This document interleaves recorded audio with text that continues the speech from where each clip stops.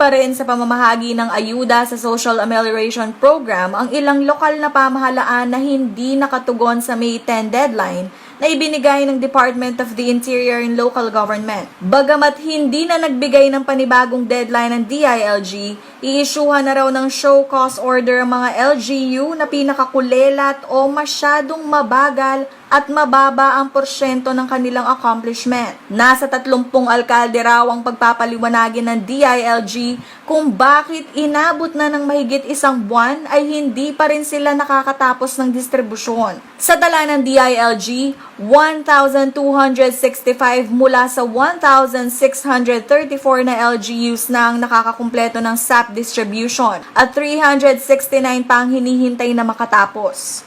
Ang Central Luzon ay 96% na ang completion rate. Samantala, mawawala na sa eksena ang mga ganitong siksikang estudyante sa mga pampublikong paaralan para sa school year 2020 to 2021 na magsisimula ngayong August 24. Inanunsyo ni DepEd Secretary Leonor Briones na 15 hanggang 20 estudyante lamang kada silid-aralan ang magiging set-up sa mga lugar na papayagan ng face-to-face mode of learning. Ito na raw ang magiging new normal na estado ng mga klase upang masunod ang social distancing policy. Ang tradisyonal o face-to-face learning ay isasagawa lamang sa piling lugar, kung saan kontrolado ang pagkalat ng COVID-19. May mga alternatibong sistema ng edukasyon na raw ang ikinakasa ng DepEd gaya ng online teaching.